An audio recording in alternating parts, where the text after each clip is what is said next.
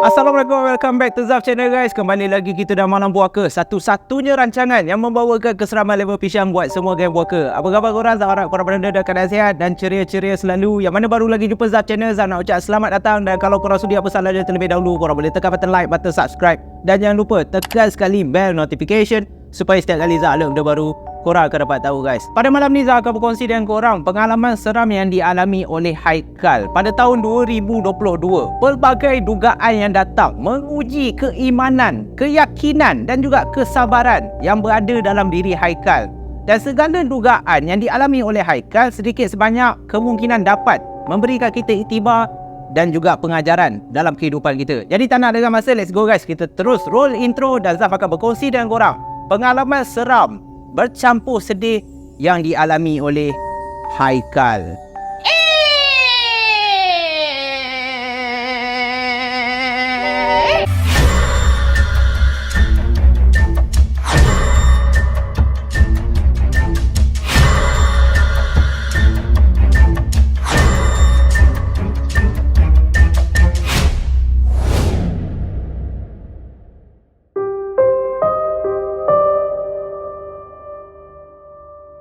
Sebagai seorang manusia yang hidup di muka bumi Allah SWT, sudah tentulah setiap manusia akan menempuh pelbagai ujian. Tak ada seorang manusia pun yang tidak mengalami apa-apa ujian. Itu pelik Mat. Kadang-kadang bila kehidupan kita berada kat bawah, kita selalu mengenangkan nasib kita. Apalah nak jadi dengan aku ni? Kenapalah kehidupan aku tak sama macam kehidupan orang lain? Tapi bila kita fikir balik, setiap dugaan ataupun cabaran yang kita terpaksa hadap sudah tentulah tidak melebihi dari apa yang kita mampu tanggung. Sebab itulah Allah ni dia bukan kejam, tetapi dugaan yang dia kasih kat kau adalah ingin menjentik hati kau. Kemungkinan kau ni waktu kau senang kau lupa diri, solat pun tak, baca Quran pun tak. Lepas tu kau rasa yang kehidupan kau kena bekerja cari duit. Sedangkan kau lupa ya rezeki semua datangnya daripada Allah SWT. Tapi kita nak teruskan dengan kisah yang dialami oleh Haikal berkenaan kehidupan susah dan senang. Haikal pada tahun 2022 dia bekerja sebagai office boy di salah sebuah syarikat guaman yang terletak dekat Ipoh, Perak. Dan sepanjang dia bekerja dekat situ, alhamdulillah pendapatan yang dia dapat sebagai office boy cukup untuk menyara kehidupan dia suami isteri. Dan waktu tu Haikal walaupun dah berkahwin hampir 4 tahun, mereka tidak mempunyai rezeki untuk menimang cahaya mata. Tetapi bagi diri Haikal, soal anak apa semua ni dia serahkan kepada Allah SWT. Sebab Allah lebih tahu bila masa yang sesuai untuk dia kurniakan kau seorang anak. So kehidupan Haikal sepanjang tahun 2022 segala-galanya berjalan dengan lancar. Sehinggalah pada bulan November 2022 dikatakan Haikal dalam perjalanan pergi ke pejabat dia untuk melakukan kerja. Dalam perjalanan tu, tiba-tiba tayar motor dia meletup pula, bertebam macam tu. So Haikal yang dah tersadai seorang diri, nasib baiklah dia tak jatuh daripada motor. Dia dah pening kepala dah. Astaghfirullahalazim, tayar motor pancit pula.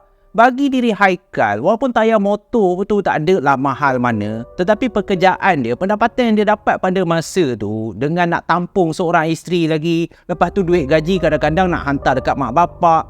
So ianya merupakan satu dugaan yang berat.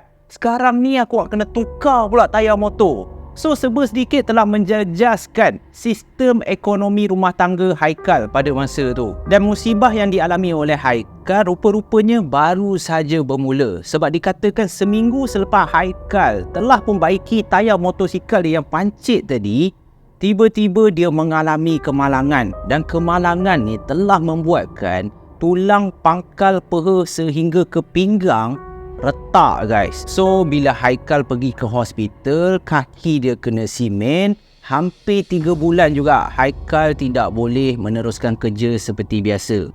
Sebab Haikal apabila dia pergi ke kerja, pekerjaan dia memerlukan dia membawa motosikal dalam tempoh yang lama, kaki pula kena simen. So nak tak nak, Haikal terpaksa mengambil cuti sakit hampir 3 bulan. Dan disebabkan kecederaan yang dia alami tu tak menunjukkan sebarang tanda untuk pulih, Haikal terpaksa ikhtiar daripada Ipoh, Perak, dia pulang ke kampung halaman dia yang terletak kat Sungai Siput untuk mendapatkan rawatan secara tradisional. Dan sepanjang Haikal tinggal dekat kampung, apabila kaki ataupun kecederaan yang dialami oleh Haikal semakin pulih, sebaik saja dia pulang balik ke rumah dia yang terletak kat Ipoh Perak ni, lagi satu dugaan. Dan dugaan ni bagi diri Haikal lagi berat daripada tayar motor dia pancit ataupun kaki dia patah. Dia tak pernah menyangka, sebaik saja dia pulang ke rumah dia, Haikal tak pernah menyangka bahawa isteri dia ada kekasih lain. Isteri dia berlaku curang terhadap diri dia. Sewaktu Haikal mendapat tahu yang isteri dia berlaku curang, Haikal tak marah, tetapi dia menyalahkan diri dia sendiri. Kemungkinan aku tak cukup baik. Aku tak dapat membahagiakan isteri aku seperti mana kekasih dia dapat memberikan segala-gala kemahuan yang isteri si Haikal ni nak.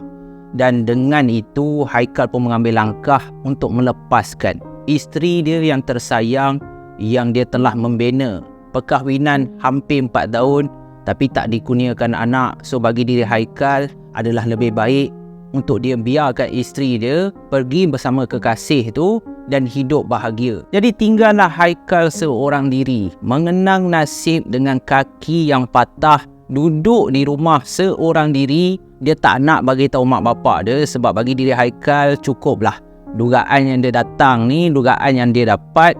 Tak naklah pula dia menyusahkan mak bapak dia. Kan nanti mak bapak dia risau pula. Mak bapak Haikal ni dah tua kan. Satu hari waktu Haikal ni tengah lepak kat rumah, dia mendapat satu panggilan daripada pejabat. Dan apabila Haikal mendapat panggilan, dia ingatkan yalah kemungkinan bos dia nak Haikal ni cepatlah masuk kerja, sambung kerja. Tetapi satu lagi masalah. Haikal pada masa tu sebaik saja dia menjawab panggilan, dia rupa-rupanya dibuang kerja. Disebabkan Haikal ni tidak boleh melakukan kerja dia, dia tak boleh memberi komitmen 100%. Dia tak tahulah apa salah dia. Macam-macam dugaan yang datang. Tayar motor pancit, lepas tayar motor dah elok, kemalangan pula. Lepas kaki dah nak sembuh, ingat nak sambung kerja balik. Dapat tahu pula isteri curang. Bila dah bercerai dengan isteri, ingatkan dapatlah kerja, fokus kerja, bina balik kehidupan seperti biasa. Tak, kena buang kerja Mat. So lepas satu-satu bak kata pepatah, lepas jatuh ditipa tangga. Ini bukan tangga dah, ini semua benda, kursi, meja semua dah limpap si Haikal ni. Dia dah tak tahu nak buat apa. Sebulan duduk kat rumah, pendapatan dah makin kurang. Tapi bagi diri Haikal tak boleh macam ni. Aku ni masih hidup lagi ni, Allah masih kasih aku nyawa, aku kena kuat. So pada masa tu dengan duit yang dia ada, Haikal ni pun terpaksa memikirkan satu rancangan. Sekarang ni aku nak kerja dah susah dah ni. Dah apply 2-3 tempat tak dapat-dapat. Baiklah aku buat bisnes. Jadi Haikal ni lepas fikir nak buat bisnes apa, dia masak pun tak reti sangat, nak kerja bengkel pun tak reti, tak banyak sangat kerja yang dia boleh buat. Jadi bila dah fikir, barulah Haikal dapat satu idea, better aku jual air. So Haikal ni pun dia belilah barang-barang keperluan, balang apa semua. Dia jual bermacam-macam jenis air dekat pasar malam. Dan waktu dia awal-awal memulakan perniagaan, alhamdulillah, rezeki dia murah betul. Jadi adalah sinar harapan sedikit bagi diri Haikal. Kemungkinan inilah yang Allah tentukan untuk aku. Dan dalam masa Haikal berniaga tu lebih kurang 2 bulan, alhamdulillah rezeki dia melimpah-limpah tau. Tapi tak semena-mena. Lepas 2 bulan, pelanggan dia makin kurang. Pada masa tu Haikal cuba memikirkan idea baru. Ada yang tak kena ke? Aku buat air sama je, rasa sama. Ramai dah pelanggan yang suka. Tapi pelanggan yang suka ni, yang selalunya akan datang setiap hari untuk membeli air daripada Haikal, sekarang ni dah tak datang dah. So Haikal pun terpaksa memikirkan satu idea baru. Dia tambah lagi, dia keluar duit modal lagi, dia tambah lagi. Daripada jual 3 jenis air, sekarang ni dah ada 5 jenis air. Tapi sama juga, lepas dah tambah 5 jenis air, pelanggan makin kurang. Pada masa tu yang memeningkan kepala Haikal, macam mana dia nak pusing balik duit tu. Duit modal dengan keuntungan yang dia dapat tak dapat nak cover duit modal yang dia dah bawa keluar ni. Makin lama duit dia makin sikit. Haikal dia boleh je minta mak bapak dia, tapi dia ni jenis tak nak menyusahkan mak bapak. Masalah dia biarlah dia hadap. So daripada 5 air, disebabkan keuntungan tu tak banyak, dia kurangkan balik kepada 3 air seperti sedia kala, seperti waktu dia mula-mula nak berniaga tu. So dengan 3 air tu je lah dia usaha selagi yang boleh sampailah 1 hari. 1 hari yang merubah segala-galanya. Waktu dia tengah berniaga dekat pasar malam tu, pelanggan datang pada masa tu taklah ramai. Tapi itu dah menjadi kebiasaan lah bagi diri Haikal. Apa yang nak dipelikkan sangat. Ada masanya balang yang diisi air tu dia tak top up pun. Balang yang pertama pun tak habis-habis juga. So Haikal berniaga macam biasa. Dan sampai saja pukul 3 petang, waktu dia tengah melayan pelanggan-pelanggan, tiba-tiba tak tahu kenapa, sakit tak ada, demam tak ada, Haikal ni tersembur, terkeluar darah daripada mulut dia. Baju kuning yang dia pakai habis basah dengan darah. Jadi bila pelanggan-pelanggan yang tengah nak beli air dia nampak Haikal ni tiba-tiba muntah darah, pelanggan dia dah gelabar dah. Bang, apa ni bang? Bang, abang okey tak? Apa darah keluar daripada mulut apa semua? Haikal pada masa tu tergamam tau. Dalam pemikiran dia, Astaghfirullahalazim, apa yang tak kena daripada aku ni? Pelanggan tak buang masa. Pelanggan-pelanggan ni tolong papah si Haikal bawa ke hospital yang terdekat, Hospital Ipoh. Dan sepanjang Haikal mendapatkan rawatan dekat hospital, lebih kurang 2-3 hari, perniagaan dia terpaksa abaikan macam tu. Apabila doktor cek si Haikal ni, apa sakit kau? Yang mengejutkan, menurut doktor, Haikal ni tak ada sakit apa-apa pun. Doktor dah cek semua dah, dalaman darah si Haikal. Dan pihak hospital dapati yang Haikal ni sihat, tak ada sebarang penyakit. Lalu disebabkan masalah yang bertimbun-timbun, lepas satu, Haikal pun pergilah ke masjid yang terletak berdekatan dengan rumah dia. Dan selepas menunaikan solat Isyak, di atas sejadah lah dekat dalam masjid, Haikal menangis, meminta kepada Allah, berilah dia petunjuk, berilah dia semangat, macam mana dia nak ubah kehidupan dia. Aku dah tak sanggup dah ya Allah, kehidupan aku makin susah. Aku dah cuba sebaik yang boleh, tapi tetap sama. Ya Allah, bantulah aku ya Allah. Sewaktu Haikal sedang meratapi, menangis seorang diri, berdoa kepada Allah, semoga Allah beri dia kekuatan, ringankan segala dugaan yang dia alami. Waktu tu, daripada arah belakang, Haikal disapa oleh seseorang. Dan sebaik saja Haikal mengangkatkan kepala dia menoleh, Haikal dapati ada seorang pakcik tua. Dan menurut Haikal, secara kebiasaan selepas dia habis berniaga, dia akan menunaikan solat maghrib dan solat isyak dekat masjid tersebut. Jadi dia dah kenal dah, dia dah agak rapat dengan orang-orang masjid yang ada kat situ.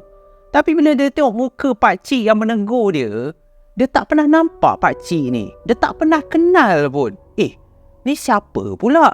Lalu pakcik yang mengenakan jubah berwarna putih seperti jemaah-jemaah yang lain memberikan Haikal satu nasihat. Anak jangan nangis. Allah sayang anak.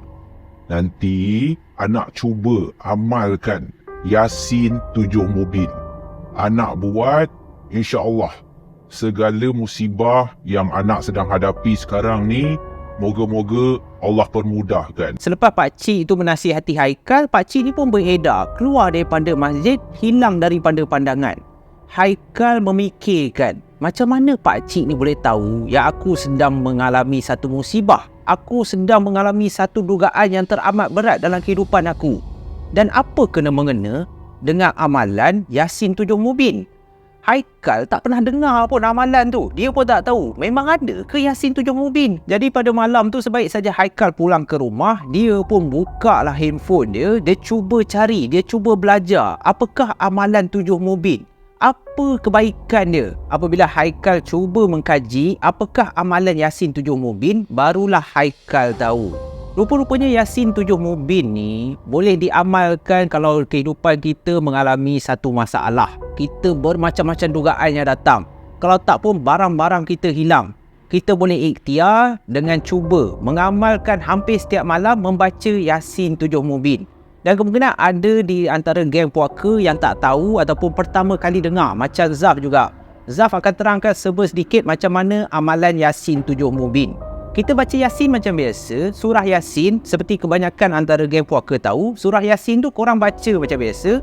Tetapi setiap kali korang sampai ke ayat yang ada mubin belakang dia, contoh seperti ayat ke-12, apabila sampai ke ayat 12, bila korang dah baca, korang berhenti sekejap, lalu korang niatkan, korang doa di dalam hati.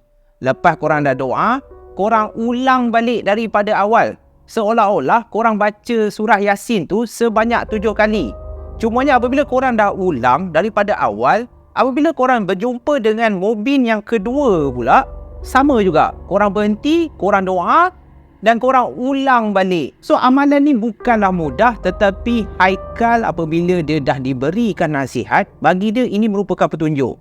So bermula daripada malam tu, dia cuba amalkan selama seminggu. Setiap malam, walaupun lama masa yang diambil, tetapi dia mohon kepada Allah, semoga Allah berikan dia jalan keluar daripada setiap dugaan yang dia hadap. Sampailah satu malam, bila dia dah habis baca Yasin 7 mubin, dia pun tidur. Dan pada malam ke-7, Haikal bermimpi. Di dalam mimpi dia didatangi oleh seorang pakcik.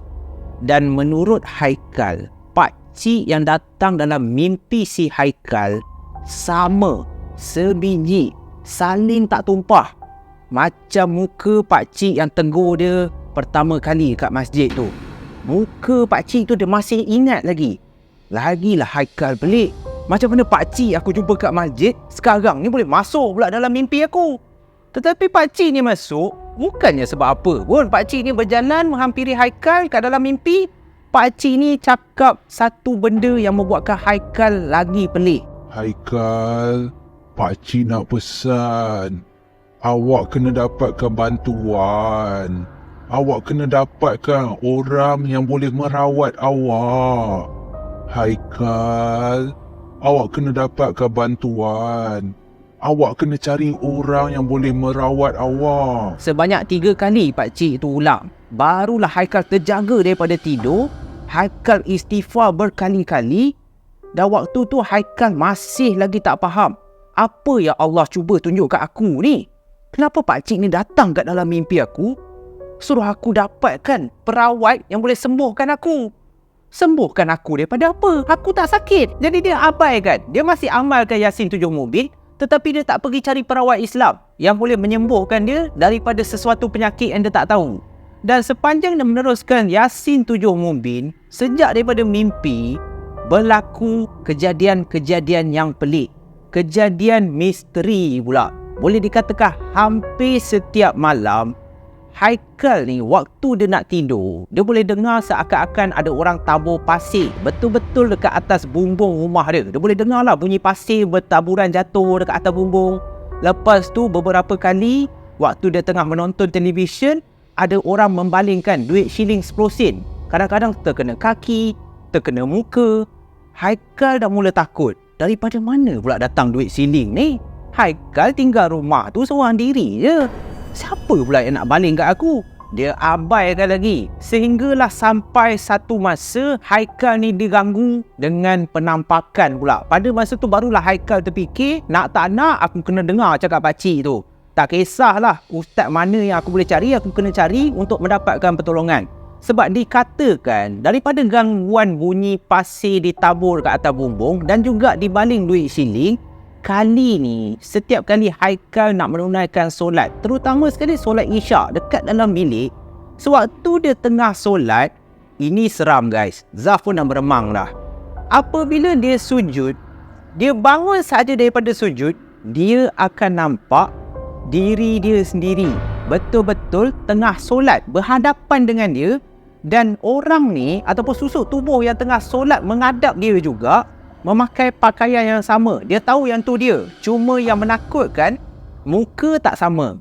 Muka lembaga yang sedang solat menghadap dia, mengikut segala rentak, sujud dia sujud, rukuk benda ni rukuk, mempunyai muka berwarna hitam. Kalau nak senang korang faham, sekarang ni korang pejamkan mata dan korang bayang muka Zaf berwarna hitam. Lebih kurang macam tu lah.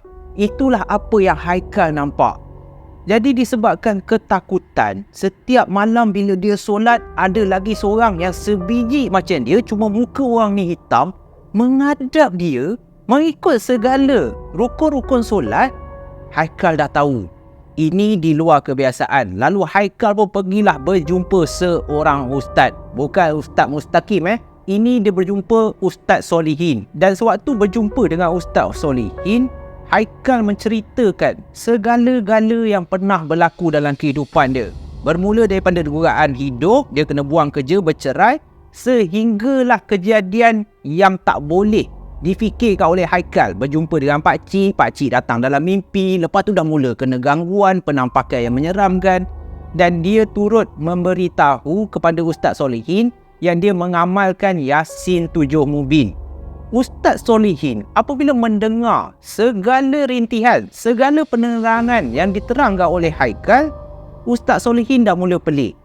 Benda yang awak buat memang betul, Alhamdulillah. Memang bagus kalau awak berupaya untuk mengamalkan Yasin 7 Mubin. Cuma saya rasa ada sesuatu yang tak kena dekat awak. Haikal pada masa tu dia dah pelik dah.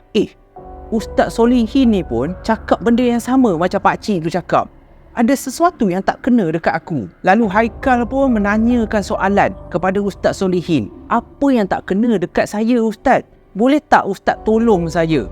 Dan waktu tu Ustaz Solihin pun cubalah menolong sedaya yang boleh, ingin memberi jawapan kepada Haikal. Dan apabila telah melakukan beberapa amalan, bacaan-bacaan daripada surah ayat Al-Quran, Ustaz Solihin dapati yang Haikal ni dah terkena sihir. Sihir yang dihantar adalah untuk menghancurkan kehidupan Haikal, menyekat dia daripada dapat sumber rezeki yang dia patut dapat. Terkejut beruk Haikal, dia tak pernah menyangka. Barulah dia faham, patutlah hari tu aku muntah darah. Lepas tu perniagaan aku 2 bulan pertama okey je, tiba-tiba makin kurang. Tapi pada waktu tu Haikal masih tak tahu lagi siapa yang nak sihir aku. Takkanlah bekas isteri aku. Bekas isteri aku dah curang dah, dah kahwin lain dah pun, dah hidup bahagia. Siapa yang nak sihir? Ustaz Solihin tak boleh memberikan jawapan. Tapi apa yang Ustaz Solihin berpesan kepada Haikal, apa amalan yang awak buat, awak teruskan. InsyaAllah satu hari nanti awak akan dapat jawapan. Awak akan tahu siapa yang khianat awak, siapa yang cuba menghancurkan kehidupan awak. Hampir setiap malam, boleh dikatakan selama sebulan selepas dia berjumpa dengan Ustaz Solihin, Haikal tidak pernah terlepas walaupun satu malam untuk mengamalkan bacaan Yasin 7 Mubin. Dengan tawakal, dengan niat, Ya Allah, bantulah aku, berilah aku petunjuk. Siapakah orang yang sanggup menyihir aku, yang sanggup melihat kehidupan aku hancur semata-mata untuk memuaskan hawa nafsu dia. Dan hari yang dinantikan oleh Haikal akhirnya tiba. Waktu Haikal sedang pergi berniaga dekat pasar malam macam biasa, menjual air balang daripada 3 jenis, sekarang ni dah tinggal 2 jenis je. Sebab duit dia pun dah tak berapa nak banyak dah. Sebab tu Haikal sedang melayan pelanggan-pelanggan dia dah tak berapa nak ramai kat pasar malam tu. Tiba-tiba dalam ramai-ramai tu, dia ternampak seorang lelaki yang dia cukup kenal. Ini Fakrul ni. Fakrul merupakan rakan sekerja Haikal sewaktu dia kerja sebagai office boy sebelum dia kena buang kerja. So Haikal pun tegurlah Fakrul ni. Weh Fakrul, Alhamdulillah. Weh, lama dah tak jumpa kau. Kau masih kerja kat syarikat yang sama Fakrul hanya mendiamkan diri. Lebih kurang 2 minit, tiba-tiba Fakrul ni cakap dekat Haikal. Haikal, lepas kau dah habis berniaga, boleh tak aku nak berborak sikit dengan kau? Haikal pada masa tu tak fikir apalah. Sahabat lama, kawan lama kot. Sebaik saja Haikal dah habis berniaga, dia dah kemas barang dia, dia pun duduklah nak berborak dengan Fakrul ni. Ayat pertama yang keluar daripada mulut Fakrul, Haikal, aku nak minta maaf dengan kau Haikal. Tolong maafkan aku. Haikal tak faham. Apa hal ni? Engkau pun ada masalah macam aku ke? Dah lah tu, aku ni dah lah orang yang banyak betul dugaan, banyak betul masalah. Engkau kenapa nak minta maaf kat aku pula ni? Lalu Fakrul pun mengatakan kepada Haikal, Haikal, aku betul-betul nak minta maaf Haikal. Tolong maafkan aku. Aku yang sihir kau. Aku yang buatkan kehidupan kau susah sampai tahap macam ni. Haikal tak percaya. Astaghfirullahalazim. Kenapa yang kau nak sihir aku? Engkau tak gurau kan Fakrul? Apa kena mengena aku pula? Kenapa kau nak sihir aku? Bukan kita dah tak kerja sama tempat ke? Apa yang dikatakan oleh Fakrul selepas tu cukup memeritkan. Fakrul cakap, memang kita dah tak kerja sama tempat. Tapi daripada dulu lagi, aku memang tak suka kau. Aku memang tak nak kau berjaya. Lepas kau berhenti kerja, aku dengar yang kau ada berniaga air. So aku tak nak kau lebih maju daripada aku. Aku nak bisnes kau melingkup. Sebab tu aku sihir kau. Tapi aku tak tahu kenapa. Kehidupan aku pun macam-macam masalah. Aku ingatkan aku akan gembira bila tengok kau jatuh macam ni. Tapi tak. Aku yang susah. Aku yang tak tenang. Hampir setiap malam, benda tu makan diri aku balik, Haikal. Pada masa tu, Haikal hanya mampu mendiamkan diri. Tanpa dia sedar, air mata dia mengalir. Ini rupa-rupanya apa yang Allah cuba uji dia. Ini benda yang Allah cuba ajar Haikal. Kalau engkau bersabar dengan setiap dugaan yang aku berikan kepada engkau, engkau bersyukur dengan setiap rezeki yang aku berikan kepada engkau, aku akan tambah nikmat kehidupan kau menjadi lebih baik, lebih baik, lebih baik. Dan bagi diri Haikal, siapalah dia untuk tidak memaafkan kawan sekerja dia. Walaupun Fakrul ni dah sihir dia, tetapi bagi diri Haikal, dia tidak menyimpan dendam. Dia lagi gembira apabila hidayah tu turut diberikan oleh Allah kepada Fakrul juga. Segala salah dan silap kau terhadap aku, Fakrul, aku maafkan. Kemungkinan salah aku juga. Ada benda yang Allah cuba ajar aku. Dan aku bersyukur sangat engkau sanggup datang dan mengaku kesilapan kau. Kemungkinan Allah nak buka pintu hati kau supaya kita sama-sama dekatkan diri kepada Allah SWT. Engkau taubatlah. Engkau taubat, minta mohon kepada Allah. Bukan kepada aku, tapi kau mohon kepada Allah. Semoga Allah beri juga kau petunjuk sama seperti aku. Dan sehingga ke hari ini, hubungan Fakrul dan juga Haikal bertambah erat. Walaupun mereka masing-masing telah membina keluarga sendiri, tetapi disebabkan dugaan cabaran yang dilalui oleh Haikal yang memberikan Haikal kehidupan yang lebih baik dan menjadi insan yang sentiasa bersyukur. Senang susah, bagi diri Haikal, semuanya atas izin Allah SWT.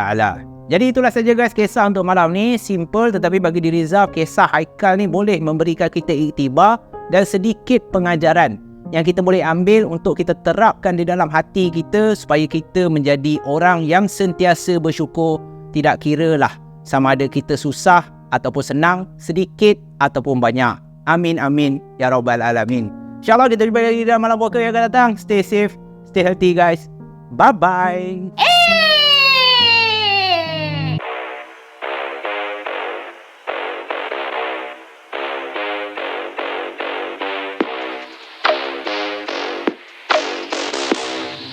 You are now in the presence of a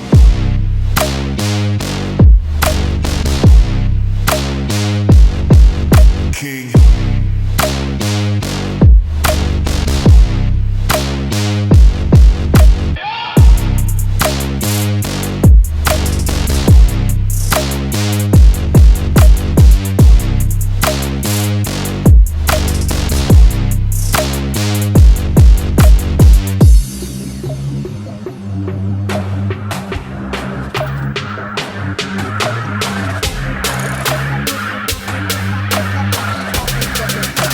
Now in the presence of a